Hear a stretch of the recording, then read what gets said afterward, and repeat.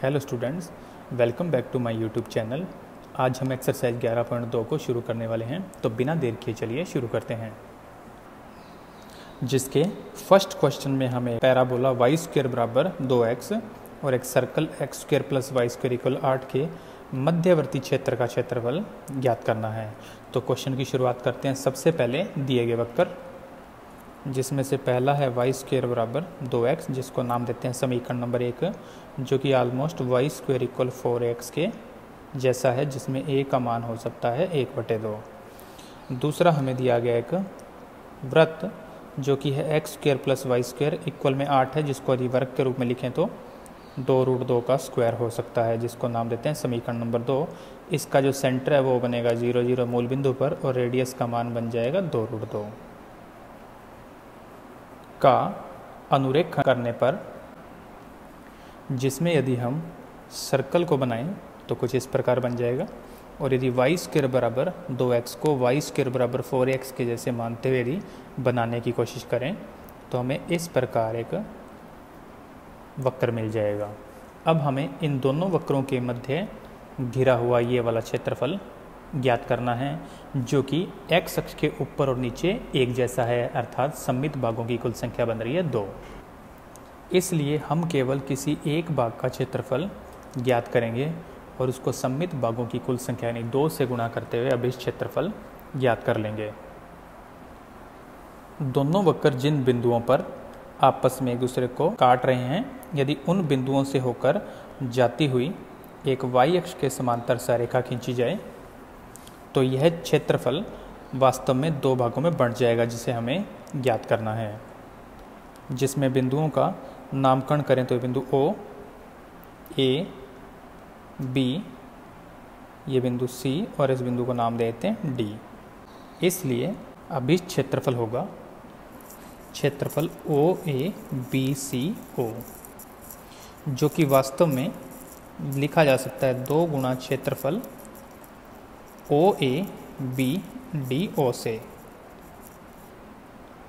अब इस क्षेत्रफल को भी हमें वापस 2 भागों में बांटना पड़ेगा, जिसमें से पहला भाग बनेगा OAD से और दूसरा भाग बनेगा ABD से। तो हम लिख सकते हैं इसको क्षेत्रफल OADO योग क्षेत्रफल ABDA। अब इन दोनों ही क्षेत्रफल को ज्ञात करने के लिए हम लोग आयताकार पट्टियां ले रहे हैं, जो कि अपने आप जाएंगी x अक्ष पर। दूसरे क्षेत्र में भी आयताकार पट्टी जाएगी x अक्ष पर। अब इसको यदि आगे हल करें तो बन सकता है 2 गुणा में कोष्ठक, क्षेत्रफल की जगह हम यूज़ कर रहे हैं इंटीग्रेशन, और पट्टियाँ यदि x अक्ष पर जा रही हैं तो लिख देते हैं y dx। दोनों में एक जैसी बात होगी। अब जो हमारा फर्स्ट जो क्षेत्रफल है, यानी जो OAD से मिलकर बना है, उसमें पट्टियों का योग जाएगा O से D तक। O में x कोऑर्डिनेट बनेगा 0, जबकि D में अभी तक हमें x कोऑर्डिनेट के बारे में जानकारी नहीं है। इसी प्रकार दूसरे क्षेत्रफल में पट्टियों का योग होगा D से B तक, जिसमें D का x कोऑर्डिनेट अभी हमें ज्ञात नहीं है, जबकि B का x कोऑर्डिनेट बन जाएगा 2√2, क्योंकि ये जो हमारे पास था सर्कल, इसके लिए r का मान बन रहा था 2√2, तो बिंदु B के कोऑर्डिनेट बन जाएंगे 2√2, तो यहाँ पर दूसरे इंटीग्रेशन में अपर लिमिट बन जाएगी 2√2। अब बिंदु D, बिंदु A और बिंदु C का x कोऑर्डिनेट एक जैसा होगा, क्योंकि ये तीनों एक ही सरेखा पर हैं और वह सरेखा इन दोनों वक्रों के प्रतिच्छेद बिंदु से होकर गुजरती है।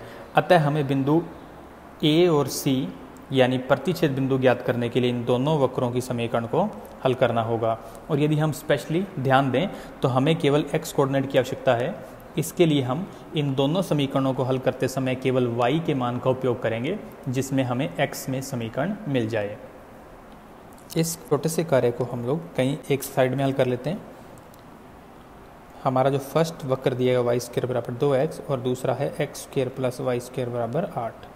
यहाँ से हम y स्क्वायर का मान रख देते हैं इसमें, तो हमारे पास बन जाएगा x square plus 2x equal वाले 8 को उठा के चला जाए -8 बराबर 0, जिसके गुणनखंड करें तो बन जाएगा x प्लस 4 और x माइनस 2 बराबर 0, जिससे x का मान हमें प्राप्त होगा 2 और -4। यदि आप ध्यान दें तो इस साइड में x का मान हमेशा रहेगा पॉजिटिव, इस वजह से हम x का मान यूज़ कर सकते हैं 2।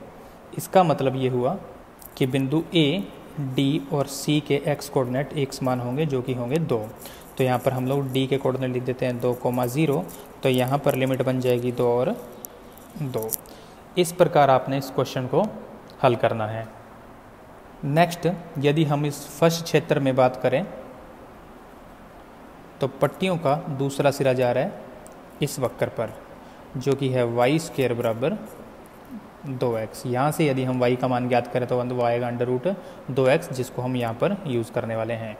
इसी प्रकार दूसरे क्षेत्र में पट्टियों का दूसरा सिरा जा रहा है इस वक्र पर, और यहाँ से हम y का मान ज्ञात करके यहाँ पर यूज़ करने वाले हैं।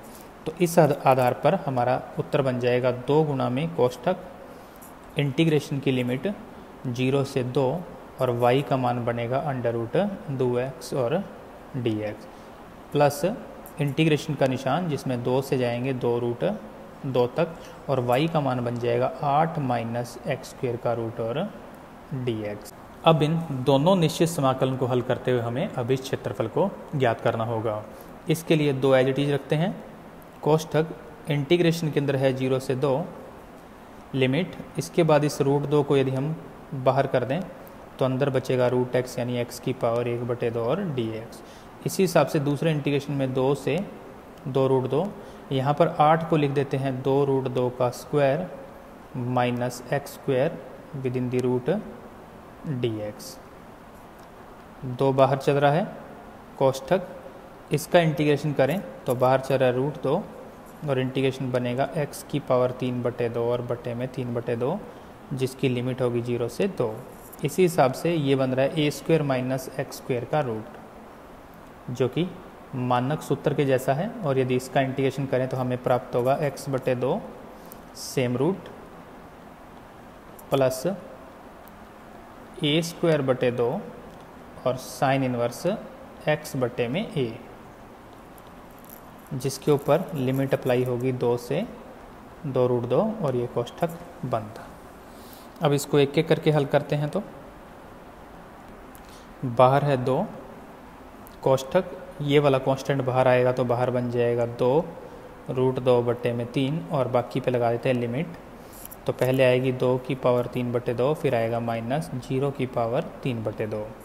इसी हिसाब से इस पर यदि अप्लाई करें अपर लिमिट तो हमारे पास पहले x के स्थान पर रखना होगा 2√2, जिससे यहाँ पर बन जाएगा 0। तो अपर लिमिट में पहले यहाँ पर बनेगा 0, और यदि यहाँ पर x का मान रखें 2√2 तो ये बन जाएगा 8/2, जिसका उत्तर लिख देते हैं 4, और यहाँ पर बन जाएगा साइन इनवर्स 1, जिसका मतलब होता है π/2। ये बन गई अपर लिमिट, माइनस लोअर लिमिट का मतलब x के स्थान पे रखा जाएगा 2।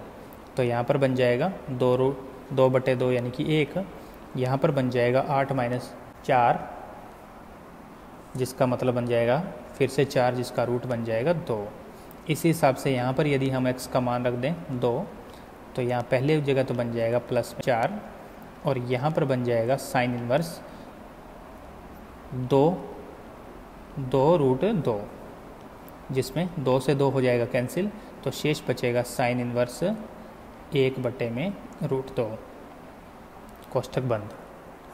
नेक्स्ट स्टेप में इसको और हल करते हैं। बाहर चल रहा है 2, यहाँ पर बचेगा 2 की पावर 3/2, जिसका इससे गुणा हो जाएगा तो बन जाएगा 2 गुणा में 2 का स्क्वायर बटे में 3, फिर आएगा जोड़ का निशान, इसकी जगह बन जाएगा 2π, और इसको यदि हल करें विद माइनस तो बन जाएगा -2 -4, और साइन इनवर्स 1/√2 का मान बन जाएगा π/4, जिसमें ये 4 से 4 हो जाएगा कैंसिल, शेष बाहर है 2, इसकी जगह बन जाएगा 8/3।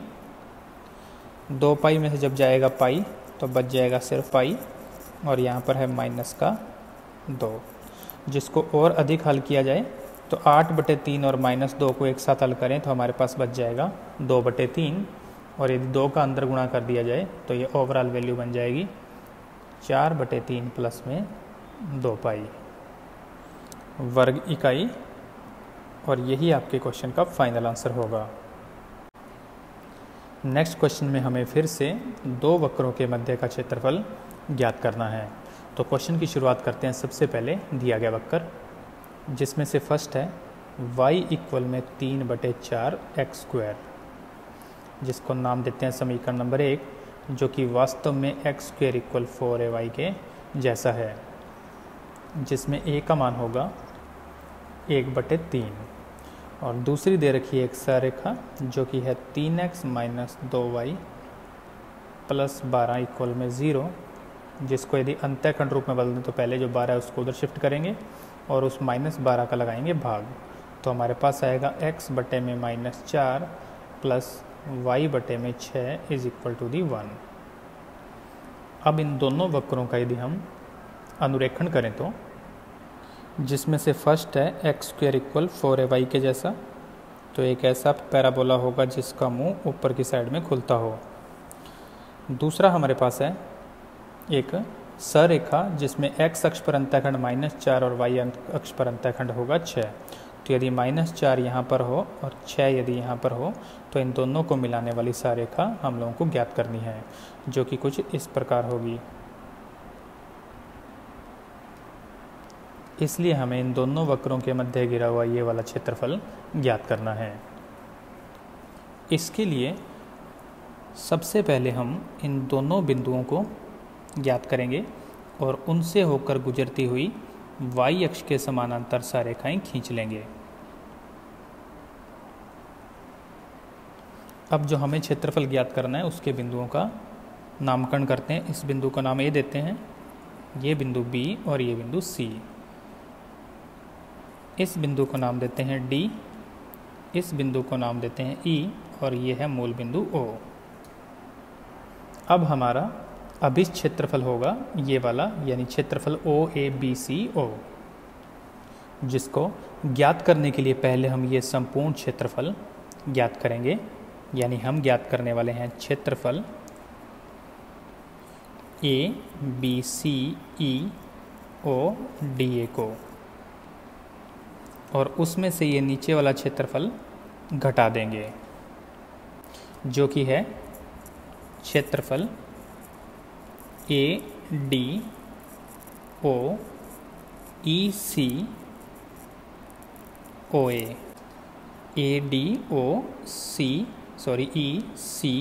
वापस और A, ये वाला क्षेत्रफल इसमें से हटाने वाले हैं। अब बड़े वाले क्षेत्रफल को ज्ञात करने के लिए हम आयताकार लेते हैं पट्टियाँ, जो कि निश्चित तौर पर हमें प्राप्त होंगी x अक्ष पर, और इन पट्टियों का योग हमें करना होगा D से लेकर E तक। तो हमारे पास पहले क्षेत्रफल की जगह इंटीग्रेशन पट्टियाँ x अक्ष पर तो आ जाएगा y dx माइनस दूसरे क्षेत्रफल के लिए भी इंटीग्रेशन, और दूसरे क्षेत्रफल के लिए यदि हम पट्टियाँ देखें तो वो पट्टियाँ भी जाएंगी हमारी x अक्ष पर। लेकिन अब इस बात का ध्यान रखना है कि ऐसी पट्टियों का योग भी हमें D से लेकर E तक करना है। ये पट्टियाँ यहाँ से शुरू हो जाएंगी, तो इन पट्टियों के लिए हमें यूज़ करना होगा y और dx। अब फर्स्ट क्षेत्रफल को ज्ञात करने के लिए पट्टियों का दूसरा सिरा जा रहा है सररेखा पर, तो हम चाहें तो पहले क्षेत्रफल के नीचे लिख सकते हैं सररेखा या रेखा, और दूसरा क्षेत्रफल जो हमें ज्ञात करना है उसकी पट्टियों दूसरा सिरा जा रहा है इस परवलय पर, तो हम दूसरे क्षेत्रफल को ज्ञात करने के लिए उसके नीचे लिख सकते हैं परवलय, यानी हमें y का मान समीकरण नंबर 1 से ज्ञात करना है। अब इन इंटीग्रेशन की जो लिमिट है उसको ज्ञात करने के लिए हमें बिंदु D और बिंदु E के x कोऑर्डिनेट की आवश्यकता होगी, और वह हमें बिंदु A और C के x कोऑर्डिनेट से ही मिलने वाले हैं। अतः हम इन दोनों वक्रों को प्रतिच्छेद बिंदु के लिए हल करेंगे, और उनके x कोऑर्डिनेट ज्ञात करने के लिए हम समीकरण 1 से y का मान ज्ञात करके उसको रख देते हैं समीकरण नंबर 2 में, जिससे हमें मिलेगा 3x माइनस 2 गुणा में y, और y का मान है 3/4 एक्स स्क्वायर, साथ में लिखा है प्लस 12 इज इक्वल 0, जिसको यदि हल करें तो यहाँ पर भाग जाएगा 2 का पूरी समीकरण से गुणा कर दें तो बन जाएगा 6x माइनस, यहाँ पर 2 से 2 कैंसिल होकर बन जाएगा 3x स्क्वायर, और इसके साथ यदि 2 का गुणा कर दें बन जाएगा 24 इज इक्वल 0, जिसमें -3 का भाग दे दें तो हमारे पास आ जाएगा माइनस का 2x प्लस का x स्क्वायर और माइनस का आ जाएगा 8, जिसको थोड़ा ठीक कर दें तो बन जाएगा x square minus 2x minus 8 is equal 0, जिसके गुणनखंड करें तो हमें मिल जाएगा x माइनस 4 और x प्लस में 2 इज इक्वल 0, जिसको हल करने पर x के मान मिल जाएंगे क्रमशः 4 और -2। इसमें एक मान पॉजिटिव आ रहा है और एक मान नेगेटिव, और यदि हम वक्र पर ध्यान दें तो इस एरिया में x का मान आएगा नेगेटिव और इस एरिया में x का मान आएगा पॉजिटिव। इसलिए बिंदु D के कोऑर्डिनेट बन जाएंगे -2,0 और E के कोऑर्डिनेट बनेंगे 4,0। तो अतः जब हम D से लेकर E तक पट्टियों का योग करेंगे तो इन दोनों ही इंटीग्रेशन की लिमिट बनेगी -2 से 4 और -2 से आ जाएगा 4। नेक्स्ट स्टेप में हम सरेखा और परवलय की समीकरण से y के मान को ज्ञात करते हैं। तो हमारा इंटीग्रेशन बन जाएगा -2 से 4, सरेखा से y का मान आएगा 3x + 12/2 dx। इसी हिसाब से समीकरण नंबर 1 से y का मान निकालें तो वह मिलेगा 3/4x² और साथ में है dx। इसको यदि हम हल करें तो पहले इसके 2 पार्ट करते हैं तो बन जाएगा 3/2 गुणा में x और यहाँ पर बन जाएगा 12/2 यानी कि 6। इसका इंटीग्रेशन करेंगे -2 से 4 तक, -3/4 कांस्टेंट है बाहर किया, -2 से 4 और x² dx, जिससे इसका उत्तर बन जाएगा 3/2x का यदि इंटीग्रेशन करें तो बन जाएगा 3/2 गुणा में x²/2 और साथ में आ जाएगा 6x, जिसकी लिमिट होगा -2 से 4 तक, फिर -3/4 और यहाँ पर इंटीग्रेशन बनेगा x³ जिसकी लिमिट होगी -2 से 4 तक। अब हम लगाते हैं अपर लिमिट, तो हमारे को मिल जाएगा 3/4 गुणा में 16 और प्लस में यहाँ पर 6 का 4 से गुणा बन जाएगा 24, माइनस लोअर लिमिट के लिए x का मान रखेंगे -2 तो बन जाएगा 3/4 गुणा में आ जाएगा 2 का स्क्वायर यानी कि 4 और 6 गुणा -2 बन जाएगा -12। इसी प्रकार दूसरे में -3/4 बाहर है कांस्टेंट, आप चाहें तो 3 से 3 को कर सकते हैं कैंसिल, जिससे यहाँ पर केवल बन सकता है 1/4। शेष बचा x³ जिसके ऊपर अपर limit minus lower limit apply करें तो बन जाएगा 4³ माइनस 2 की पावर आ जाएगा 3, जिसको और अधिक हल करें तो यहाँ पर भाग जाएगा, तो यहाँ पर आ जाएगा 12 प्लस में 24, यहाँ पर से 4 से 4 कैंसिल होगा तो बचेगा 3 माइनस 12 -1/4, ये बन जाएगा 64 और ये माइनस माइनस हो जाएगा प्लस, तो यहाँ पर आ जाएगा प्लस का 8, जिसको और अधिक हल किया जाए तो हमें प्राप्त होगा 36 माइनस -9 -1/4 गुणा में आ जाएगा 72, जिसको हल करें तो 36 और साथ में आएगा 9 और माइनस में आएगा 18, जिससे इसका उत्तर बन जाएगा 27 वर्ग इकाई, और यही आपके क्वेश्चन का फाइनल आंसर भी होगा। नेक्स्ट क्वेश्चन में दिए गए वक्र जिसमें से फर्स्ट है y = 4 - x² का रूट, जिसको नाम देते हैं समीकरण नंबर 1।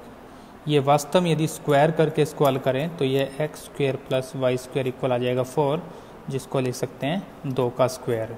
लेकिन इसमें y का मान यदि हम इधर देखें तो इसका चिन्ह बन रहा है पॉजिटिव, इसका मतलब ये इस वृत्त का ऊपरी भाग होगा जो कि x अक्ष से ऊपर की ओर स्थित है। दूसरा है एक सरेखा, क्योंकि x और y के घात इसमें 1 है, तो यदि इसमें से y का मान ज्ञात करें तो आ जाएगा 1/√3 और x, जो कि मूल बिंदु से गुजरने वाली सरेखा है जिसकी समीकरण y = mx के रूप में हो सकती है। अब इन दोनों वक्रों का यदि हम अनुरेखण करें तो जिसमें से यदि हम फर्स्ट वक्र का अनुरेखण करें तो वह केवल हमें मूल बिंदु या x अक्ष से ऊपर की ओर वृत्त का केवल ऊपरी हिस्सा मिलेगा, और यह सरेखा मूल बिंदु से होकर जाने वाली एक सरेखा होगी। इसलिए हमें इनके द्वारा घिरा हुआ ये वाला क्षेत्रफल ज्ञात करना है। इसके सिरों का यदि नामकरण करें तो वह हो सकता है मूल बिंदु O, ये बिंदु A और ये बिंदु B। लेकिन यदि हम x अक्ष के ऊपर आयताकार पट्टियाँ लेंगे तो वह 2 प्रकार के वक्रों पे जाएंगी, इसलिए हमें बिंदु A से होकर जाने वाली एक ऐसी सरेखा की आवश्यकता होगी जो y अक्ष के समानांतर हो। तो इस बिंदु को नाम देंगे D। इसलिए अब इस क्षेत्रफल वह होगा क्षेत्रफल OAB, D और O से मिलकर बना हुआ, जिसको फिर से दो भागों में बांटा जा सकता है, जिसमें फर्स्ट होगा OAD से बना हुआ यानी क्षेत्रफल OADO, और दूसरा होगा क्षेत्रफल ABD से बना हुआ यानी क्षेत्रफल ABDA, और इन दोनों का योग करने पर ही हमें अभी क्षेत्रफल मिलेगा। अब इन क्षेत्रफल को ज्ञात करने के लिए हम आयताकार पट्टियाँ ले रहे हैं जो कि हमें x अक्ष के ऊपर मिलने वाली हैं दोनों ही क्षेत्रों के लिए। इस आधार पर यदि हम इन दोनों क्षेत्रफल का मान ज्ञात करेंगे तो उनमें आने वाला है इंटीग्रेशन y और dx प्लस इंटीग्रेशन y और dx। लेकिन यदि हम फर्स्ट एरिया की बात करें तो उससे हमें पट्टियों का दूसरा सिरा मिल रहा है सरेखा से, तो यहाँ पर y का मान हमें सरेखा से ज्ञात करना है, जबकि दूसरे की पट्टियों के दूसरे सिरा हमें मिल रहा है इस वक्र से, तो हमें यहाँ पर लिखना है वृत्त से। अब इनकी लिमिट ज्ञात करने के लिए फर्स्ट एरिया में यदि हम पट्टियों का योग देखें तो वह होगा O से D तक, जिसमें O के कोऑर्डिनेट हैं 0 0, लेकिन D के कोऑर्डिनेट हमें ज्ञात नहीं है। इसी प्रकार यदि हम दूसरे क्षेत्र की बात करें तो उसमें पट्टियों का योग हुआ D से B तक, जिसमें D के कोऑर्डिनेट हमें ज्ञात नहीं है, जबकि B के कोऑर्डिनेट हमें मिलेंगे 2, 0। इस आधार पर फर्स्ट के अंदर जो लिमिट आएगी वो आएगी 0 से बिंदु D तक, और दूसरे में आएगी D से लेकर बिंदु B के x कोऑर्डिनेट तक यानी कि 2 तक। अब बिंदु D को ज्ञात करने के लिए हमें इन दोनों वक्रों का प्रतिच्छेद बिंदु A ज्ञात करना होगा, उसके x कोऑर्डिनेट से ही हमें D के कोऑर्डिनेट मिल जाएंगे, और इसके लिए हम इन दोनों वक्रों की समीकरण को इक्वल रखकर x में एक समीकरण ज्ञात कर लेंगे, जिससे हमें x के मान मिल जाएंगे। जिससे हमें मिलेगा, पहली इक्वेशन हमारे पास y इक्वल में 4 - x² का रूट, दूसरी से हमें y का मान निकाला है 1/√3x, दोनों में ही आ रहा है y, इसका मतलब ये बन सकता है 4 - x² का रूट बराबर 1/√3 और x। इसका स्क्वायर करें तो बन जाएगा 4 - x² इक्वल x² बटे में 3। वज्र गुणा कर दूं तो हमारे पास आ जाएगा 3 का 4 से गुणा यानी कि 12 माइनस 3x² इक्वल में x² के पदों को एक तरफ करें तो बन जाएगा 4x² बराबर 12, यानी x² का मान आ जाएगा 3, तो x का मान बन सकता है √3। यह अभिष्ट बिंदु का x कोऑर्डिनेट होगा, जो कि बिंदु D का भी x कोऑर्डिनेट बनेगा √3, 0 से। तो हमारे पास फर्स्ट इंटीग्रेशन में लिमिट आएगी 0 से √3 और दूसरे में आएगी √3 से लेकर 2 तक। अब इसके अंदर हम रेखा और वृत्त की समीकरण से y का मान लिख दें तो हमारा क्वेश्चन बन जाएगा इंटीग्रेशन 0 से √3, रेखा से y का मान था 1/√3 गुणा में x, और दूसरे इंटीग्रेशन में √3 से 2, जिसमें y का मान था 4 - x² का रूट और dx, जिसमें जो 4 है इसके स्थान पर यदि हम चाहें तो लिख सकते हैं 2 का स्क्वायर। फर्स्ट में 1/√3 बाहर और x का इंटीग्रेशन बन जाएगा x² बटे में 2, जिसकी लिमिट है 0 से √3। ये बन रहा है a² - x² का रूट, जिसका इंटीग्रेशन बन जाएगा x बटे 2 सेम रूट a² बटे 2 और साइन इनवर्स x बटे a, जिसकी लिमिट है √3 से लेकर 2 तक। पहले इसको हल करते हैं, 2 को बाहर करते हो तो बाहर बनेगा 1/2√3, अपर लिमिट बन जाएगा √3 का स्क्वायर, लोअर लिमिट बन जाएगा 0 का स्क्वायर। इस भाग के अंदर यदि हम अपर लिमिट लगाएं तो हमें x का मान रखना पड़ेगा 2, जिससे यहाँ पर बन जाएगा 0। तो अपर लिमिट में पहला पार्ट 0, यहाँ पर बनेगा 2, यहाँ पर बनेगा साइन इनवर्स 1, जिसका मतलब होता है π/2 अपर लिमिट बन चुकी है, माइनस लोअर लिमिट के लिए x का मान रखना पड़ेगा √3, जिससे पहले बनेगा √3/2, यहाँ पर बन जाएगा 4 - 3 यानी 1 और 1 का रूट आएगा 1, प्लस यहाँ पर बन जाएगा 2, यहाँ पर बन जाएगा साइन इनवर्स √3/2, जिसका मान होता है π/3। नेक्स्ट स्टेप में इसको हल करें तो ये बन जाएगा 3/2√3, फिर आएगा जोड़ का निशान, 2 से 2 कैंसिल होकर बचेगा पाई, फिर इसको अंदर गुणा करें तो बन जाएगा माइनस √3/2 और माइनस में 2π/3। इसको यदि हल करें तो यहाँ पर बचेगा √3, तो ओवरऑल √3/2 प्लस में पाई माइनस √3/2 और माइनस में 2π/3, जिसमें ये दोनों पद एक जैसे हैं, कैंसिल हो जाएंगे।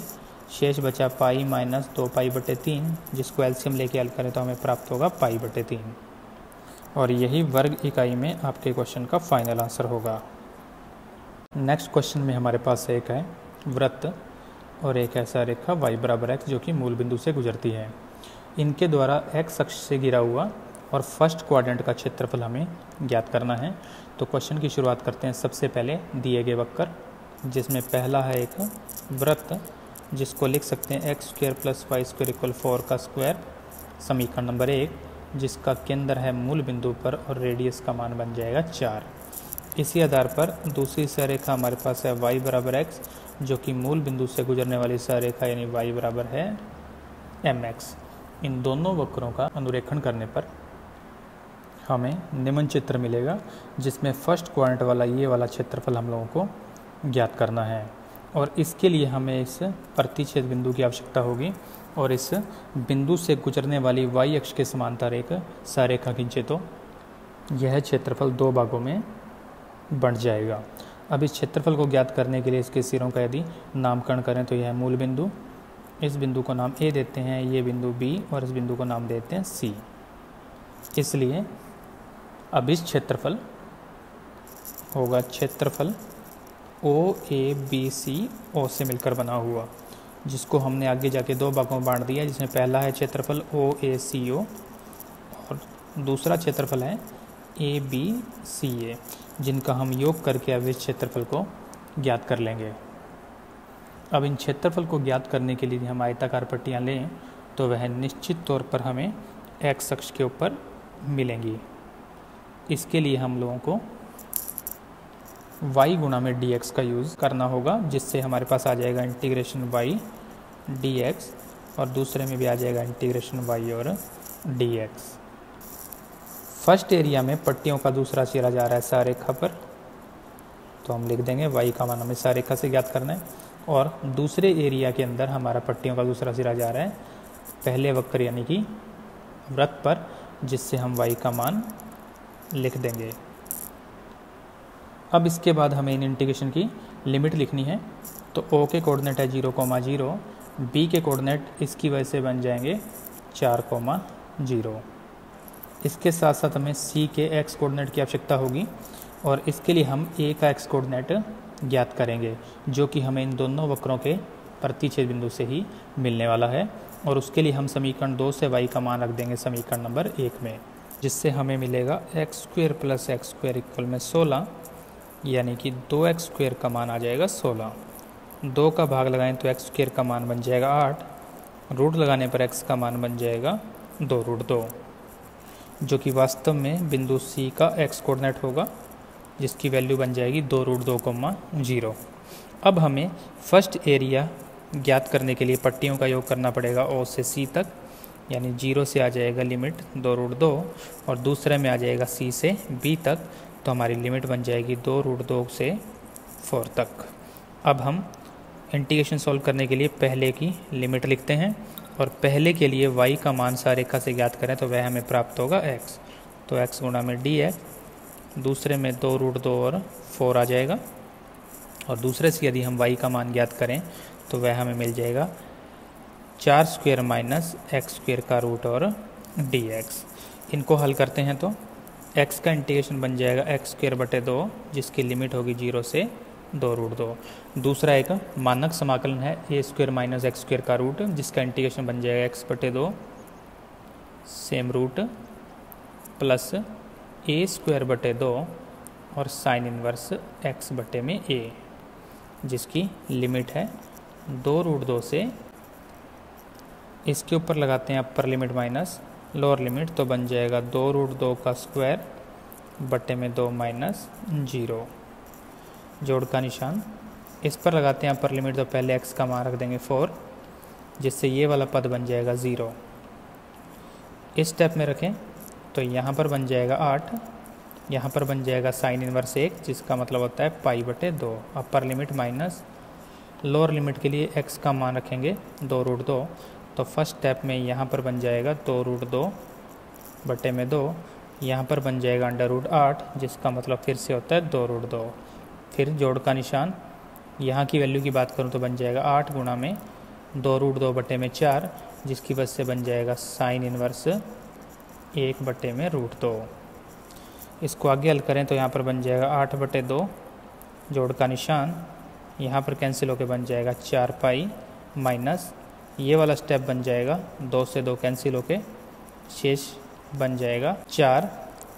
फिर आगे है -8 और यहाँ पर इसकी जगह वैल्यू आ जाएगी π/4, जिसको यदि हल करें तो ये बन जाएगा 4 और -4 कैंसिल, यहाँ पर है 4 पाई, यहाँ पर बनेगा -2 पाई, तो ओवरऑल वैल्यू आ जाएगी 2 पाई। वर्ग इकाई में यही आपके क्वेश्चन का फाइनल आंसर होगा।